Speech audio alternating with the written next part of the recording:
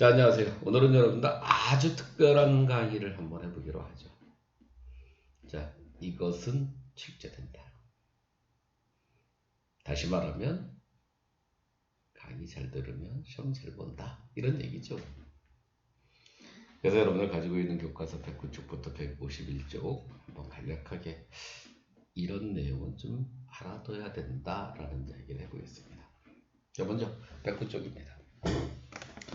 개화의 정책을 추진하다. 강화도 조약이 체결됐습니다. 자, 개화를 긍정적으로 생각하는 사람들이 있겠죠. 우리는 그들을 개화파라고 이야기를 하고, 또 당연히 국가는, 정부는 이와 같은 개화를 하기 위한 여러 가지 정책을 시행할 겁니다. 어떠한 정책을 추진했는가 알아야 되겠죠. 그러면 이런 개화를 긍정적으로 생각하는 개화파, 반대하는 위정적사파. 그런데 개화파 자체는 이미 지난 시험 범위에 속해 있었기 때문에 패스. 그렇지만 위정적사파는 알아둬야 되겠죠. 자, 각 시대에 따라 운동을 주장하는 사람들과 이슈, 전개 과정을 확인해야 될 겁니다. 그리고 이런 하나의 개화를 찬성하는 그룹과 반대하는 그룹의 첫 번째 충돌이라고 할 수 있는 111쪽의 이모군란. 자, 브랜들이 난리 쳤습니다. 물론 구식군인이 신식군인에 대한 난리. 그러면 신식군인은 개화의 혜택을 받은 사람, 구식군인은 개화의 피해를 받은 사람, 개화를 찬성하는 세력과 개화를 반대하는 세력의 충돌. 자, 이모군란의 전개 과정 확인. 그리고 그 무엇보다 중요한 건 이모군란은 어떤 결과를 가져왔습니까? 청나라의 내정 간섭을 받는 결과를 가져왔습니다. 특히 이 내정 간섭을 받는 내용을 정확히 파악을 해야 되겠죠. 조청상면수령무역정자. 자, 그리고 더 나아가서 우리나라가 일본에 대한 배상, 재물포 조약. 특히 배상금 지불, 일본 공사관 경비병 주둔 인정. 그리고 우리나라의 내적, 즉 정치적인 영향은 개화파가 분화되었다는 사실입니다. 여러분들 가지고 있는 교과서 112쪽의 내용입니다. 원건개화파, 급진개화파의 분화. 확인이 필요하겠죠. 자, 이런 급진개화파, 원건개화파의 충돌인 갑신정변. 자, 배경, 과정, 결과. 이 결과에 대해서 관심을 가져야 되겠습니다. 한성조약, 텐진조약, 청나라 내정 간섭 심화. 그리고 갑신정변 후 동북아시아의 국제관계를 이해하셔야 됩니다. 내려오는 러시아, 이것을 마련하는 영국, 그리고 청과 일본의 관계, 이 네 개의 나라들이 우리나라를 쳐먹으려고 덤벼들고 있다. 우리는 어떠한 대응을 했을까? 자, 관심이 가져야 될 내용인데 어느 부분에 관심을 가져야 될지는 이미 말하는 과정에서 이야기했습니다. 자, 그러면 여러분들 가지고 있는 교과서 116쪽으로 갔습니다. 그랬더니 근대 국민국가 수립을 위한 노력. 자, 동학농민운동이 나왔습니다. 동학농민운동하면 참 이게 복잡해요. 응?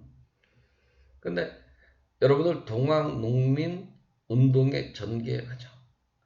자, 교조신혼운동, 고부농민운동, 그 다음에 1차 동학농민운동, 2차 동학농민운동. 자, 이렇게 전개 과정을 파악해야 됩니다. 여러분들 이 교조신혼운동 의미 알고 있죠? 특히 보훈집회 이해하셔야 되겠죠. 그 다음에 이제 고부밀란입니다. 사발통문 있고, 그 다음에 1차 동학농민운동이 나타납니다.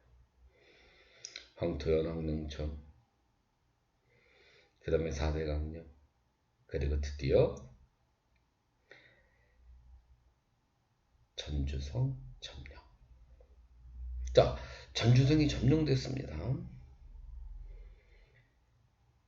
당연히 정부와 동학농민운동은 자, 어떤 대응을 하나 보세요. 정부는 청나라 도와줘.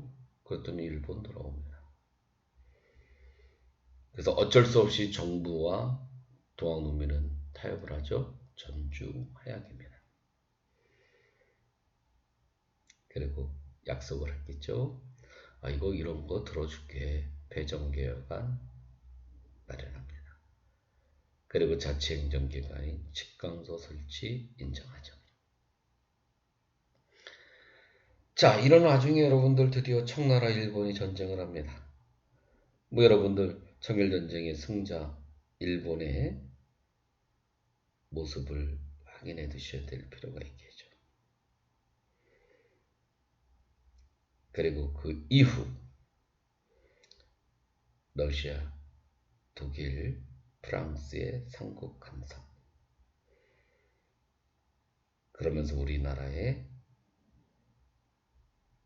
친노파 대두. 자, 그러면 지금 여러분들 동학농민들 또 어떤 운동을 하겠습니까? 뭐야? 일본이 또 우리나라 안 떠나네. 청나라도 좀 완전히 꺼져. 비록 전쟁에서 졌지만 꺼져. 그 다음에 일본 니네도 꺼져. 2차 동학농민운동을 전개합니다. 우금치 전투.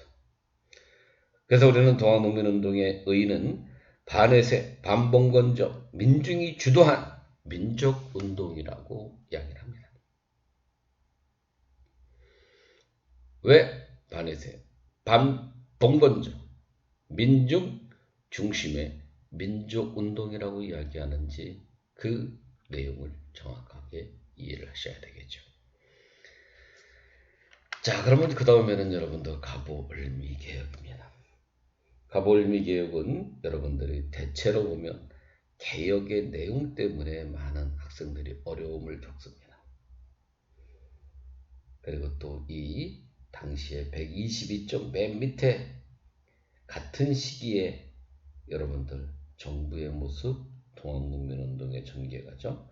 예세의 관계 이렇게 복잡하게 흘러가기 때문에 여러분들 헷갈려 하는데, 자, 여러분들 이런 가보개혁 자체는 누가 일본이 왜 우리나라를 침략을 용이하기 위해서 근대적 국민국가를 수립해 주려고 하는 겁니다. 그 이유는 침략의 목적이 있다는 이야기죠. 그럼 이게 무슨 얘기냐? 체제가 같아야 침입이 그만큼 유리해요. 일본 체제와 우리나라 체제가 비슷해야 일본이 우리나라 침략이 그만큼 용이하다는 거예요. 그럼 일본은 이런 침략의 목적을 가지고 있다고 한다면 당연히 어떻게 하겠어요? 그렇죠. 군사부근의 개혁은 행하지 않았을 겁니다. 그래서 여러분들 1차 개혁은 군국기목조 김홍집 내각. 그러다가 일본이 청일전쟁에서 승리를 거의 구축하자, 이루게 되자 드디어 2차 개혁 김홍집 박용희 열림내가 홍보원 14조 발표. 자, 그래서 1차 개혁 내용, 2차 개혁 내용, 핵심적 내용 알아두셔야 됩니다. 그리고 드디어 여러분들 청일전쟁 삼국간서 진노파대도 일본이 한반도 주도권을 만회하기 위해서 을미사변을 일으키죠. 그리고 한국민중들의 분노 폭발. 그래서 결국 을미개혁을 시행하는 겁니다. 을미개혁의 내용은 대항력 사용, 중도법 시행, 단발령 시행, 그리고 군사 부분에 대해서 어느 정도 조금 우리나라 사람들의 불만을 해소시키기 위해서 친위대와 진위대 설치를 해줍니다. 자, 결국 이것이 원인이 돼서 결국 단발령 때 그 다음에 을미사변 때문에 을미유병이 일어나게 되죠. 그리고 우리나라 왕은 어디로 갔습니까? 러시아 공사관으로 갔죠. 우리는 그것을 아간파천이라고 이야기합니다. 근데 러시아 공사관으로 파천, 아마도 이익되는 권리, 주인되는 권리가 개판이 됐을 겁니다. 이권과 주권이 침탈당했어요. 따라서 이권과 주권을 되찾기 위한 노력이 대두할 수밖에 없겠죠.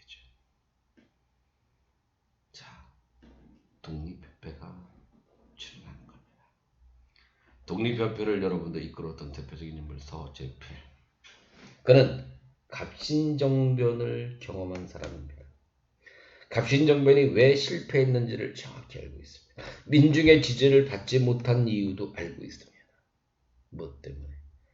민중이 당시 급진개혁파들의 생각을 이해 못했어요. 계몽이 안 됐습니다. 두 번째, 민중이 원하는 토지개혁이 이루어지지 않았습니다. 그래서 갑신정변이 실패했다는 걸 알아요. 물론 이것 말고도 여러분들 외세 의존적인 면이 너무 강했기 때문에 실패했다는 걸 알고 있습니다.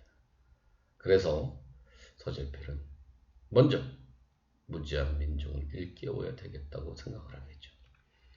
그래서 계몽운동을 전개합니다. 계몽운동의 내용 확인해야 되겠죠.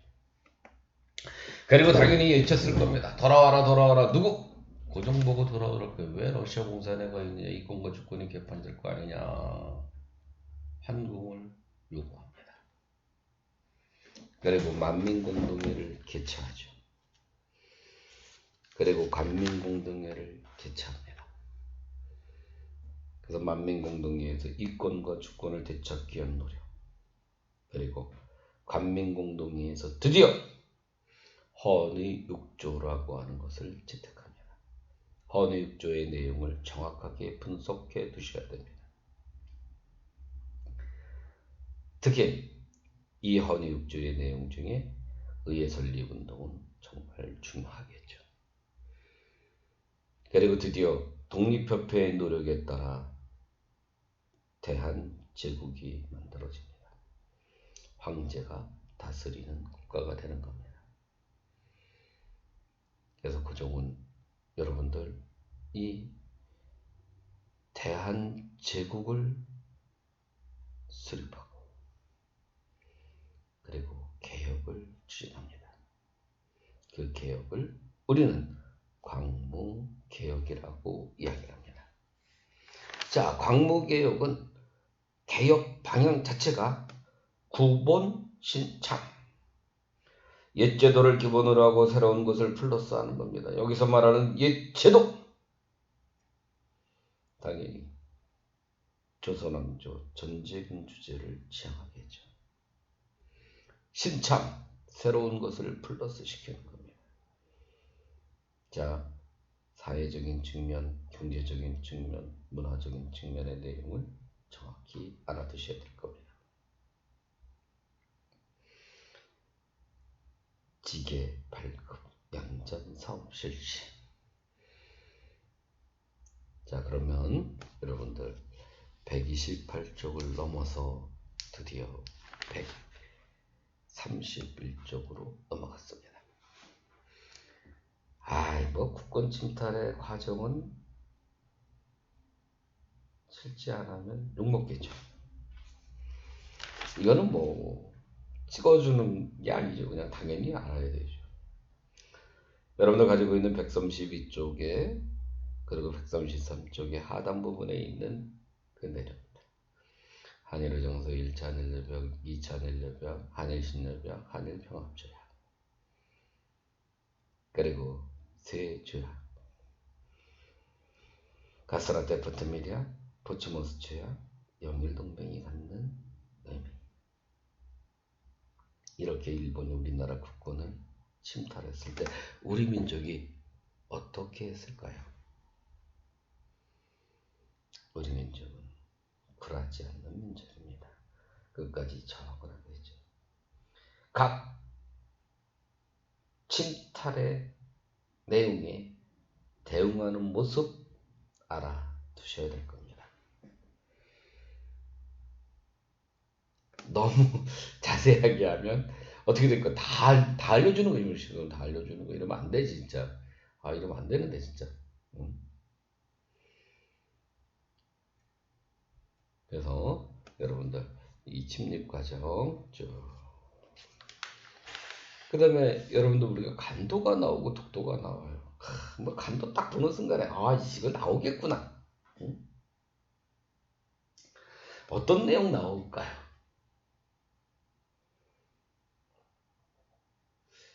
참 이게 말하기가 좀 그러네 정말이가. 응? 우리 독도 이게 당연히 나오겠죠 이게. 응? 근데 이게 뭐 말하면 바로 답이야 이거는. 응? 이건 피해갈 수가 없네 이거. 공부하세요. 응? 그 다음에 여러분들 이 구국 나라를 구하는 운동에는 크게 어떤 목숨을 걸고 싸우는 의병운동과 그 다음 애국개몽 운동이 있습니다. 그럼 의병운동은 뭐 여러분들 누가 주도합니까? 위정척사계열과 농민들이 중심이 돼서 전개되는 운동이죠. 1895년에 을미역, 1905년에 을사오병, 1907년에 정미의병. 을미의병의 대표적인 인물은 유인석, 이송, 단발령, 을미사병. 을사오병의 대표적인 인물은 최익현, 민종식, 신돌석. 우리는 본격적인 의병이라고 이야기를 합니다. 항상 윗대가리들은 양반들, 위정척사 계열이 주도했는데 여러분들 을사의병은 평민의병장, 돌석, 홍범도 이런 사람들이 등장합니다. 1907년에 정미의병은 여러분들 고종태의 군대에서 가장 조직적이고 체계적 13도 창의군 결성되고 2년 국내 서울 진공 작전을 전개합니다. 국내가 아닙니다. 서울 진공 작전. 그리고 각국의 영사관에 통문을 보내서 교전국 승인을 요청합니다. 그 다음에 슬픈 1909년에 9월부터 2개월 동안 전개되어 남한 대토벌 작전, 의병의 급격한 약화초래. 자, 이해되셨죠? 그 다음에 애국개몽 운동이라는 게 뭡니까? 자, 여러분들 우리가 잘 알고 있는 것처럼 무지한민족 일깨워준다. 또 강해져야 된다.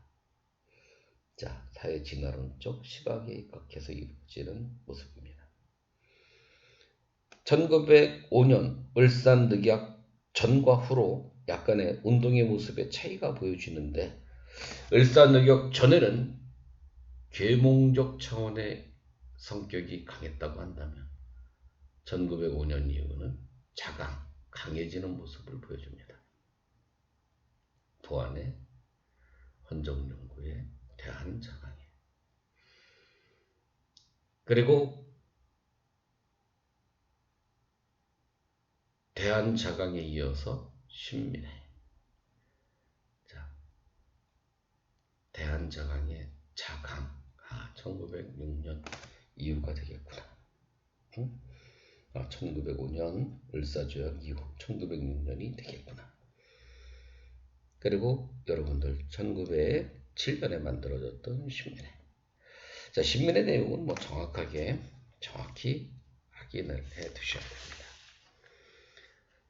자, 그 다음에 여러분들이 이렇게 쭉 갔더니 이제 145쪽에 개항 열강의 경제 침략. 그러면 침략을 받았습니다. 자, 거리주무역. 그 다음에 여러분이 잘 알고 있는 것처럼 거리주무역에서 가장 많은 혜택을 본 나라가 일본. 그 다음에 이모군란을 계기로 해서 조총상민수령무역장정이 여러분 어떤 결과를 가져오죠? 청나라 상인들의 성장이 이루어지게 되고 청나라와 일본 상인들이 한반도에서 각축전이 전개되는 계기를 가져옵니다. 자, 그리고 아간파천 이후에 많은 이권이 침탈당하는 거 알고 있죠? 그리고 여러분들이 잘 알다시피 일본이 우리나라와 토지와 재정을 장악하려고 합니다. 그럼 우리는 여러분들 이와 같은 일본의 그런 경제 침탈 뿐만 아니라 열강들의 경제 침탈의 내용을 알고 그에 따른 우리 민족의 경제적 구국운동을 파악해야 되겠죠. 상권을 수호하려고 하는 노력, 특히 일본이 우리나라에게 식량을 수탈해 가는 것에 대한 저항인 반공령 운동. 그리고 나라서 일본의 재정 침략에 대한, 즉 금융 수탈에 대한 우리들의 저항이라고 할 수 있는 국채 보상 운동을 알고 있어야 될 겁니다. 자, 여러분들 이렇게 간략하게 내용들을 쫙 정리해 봤는데 뭐 이렇게 좀 하려니까 머릿속에 이러면 안 되는데 왜 알죠? 우리 선생님들 세 분이 낸 거예요. 내가 시험 문제를 봤단 말이야. 또 나도 냈단 말이야. 그럼 내가 출제하고 내가 이거 나온다 그러면 좀 민망하네요. 이게. 그러니까 세세하게 하기에는 그렇고 또 안 하자니 좀 또 의미 없고. 그래서 이렇게 했습니다. 지금 내가 말하는 거를 쫙 한번 정리해 보면 이런 내용들이 나오겠구나라는 감을 딱 잡았을 거예요. 자, 이제 우리 국사 시험이 조금 시간적 여유는 아직은 있어요. 근데 이제 국사라는 과목이 여러분들 뭐 내용 자체가 어렵다기보단 뭔가 좀 범위가 좀 많다는 느낌을 가지고 있죠. 근데 그 교과서 속의 범위라기보다 책장 이 범위라기보단 사실은 어떤 시간적인 의미, 이렇게 뭔가 1876년, 1910년, 30년, 이러다 보면 학생들이 양이 많은 거 아니야? 이렇게 생각을 하다 보니까 좀 공부를 힘들어 하는데 교과서를 쫙 한번 정리해 보시고요. 그 다음에 여러분들 이렇게 교과서 밑에 하단 부분에 나오는 각종 사료들 있죠? 사료들 한번 정리를 꼭 한번 해주시기 바랍니다. 그리고 이제 우리가 이 내신도 수능 형태로 출제를 하다 보니까 아무래도 자료가 많이 이용되겠죠. 그러니까 뭐 역사 자료라고 하는 게, 즉 사료라는 게 뻔하잖아요. 여러분들 우리 문헌 사료, 그 다음에 지도, 그 다음에 그림, 그런 것들을 이렇게 잘 정리를 해 두셔야 됩니다. 자, 여러분들 마지막까지 최선을 다해서 좋은 결과 있기를 기원하겠습니다. 자, 이것으로서 여러분들 찍기 특강 이것은 실제 된다를 마치기로 하겠습니다. 대단히 감사합니다.